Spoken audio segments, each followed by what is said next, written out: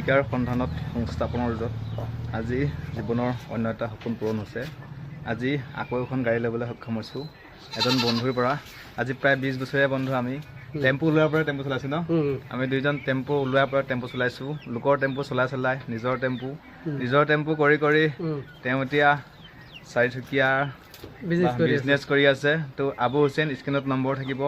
কম পইচাত কাৰোবাক এজন সৎ ব্যৱসায়ী হিচাপে কাৰোবাক এখন গাড়ী যোগাৰ দিবলৈ সাজু আছে আবুল হুছেইন। আমাৰ নগাঁও বৰদোৱা স্ক্ৰীণত নম্বৰ আছে। বন্ধু সৰুৰ পৰা কষ্ট কৰি 10 টকা 20 টকা গোটাই টেম্পু লৈছিল। তেওঁ নিজে চলোৱা টেম্পুখন লৈছোঁ আজি। আৰু যদি লাগে তেওঁৰ লগত লিংক আছে, যোগাযোগ কৰিব। তো আশীৰ্বাদ কৰিব যাতে আমাৰ এই জীৱিকাৰ সন্ধানত জীৱন যুঁজত জয়ী হ'ব পাৰোঁ। আবু হুছেইনকো আশীৰ্বাদ কৰিব যাতে আগুৱাই যাব পাৰে। আপোনালোকে যদি প্ৰয়োজন হয় ফোন নম্বৰ আছে, যোগাযোগ কৰিব। তো এইখন লৈছোঁ।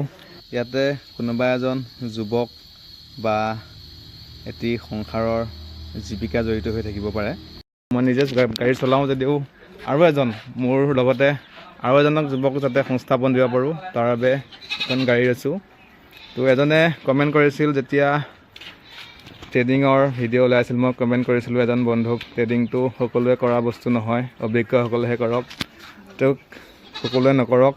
মোক তেতিয়া বন্ধুজনে কমেণ্ট কৰিছিল যে কাৰোবাক সংস্থাপন দিব নোৱাৰাকৈ আনে কিবা এটা ইনকাম কৰিলে বাধা নিদিব, কষ্ট কৰি ইনকাম কৰি বাধা নিদিওঁ। তেওঁলৈ এই বাৰ্তা পঠাইছোঁ। এইখনৰ লগতে 4জন নিবনুৱাক সংস্থাপন দিবলৈ সক্ষম হৈছোঁ।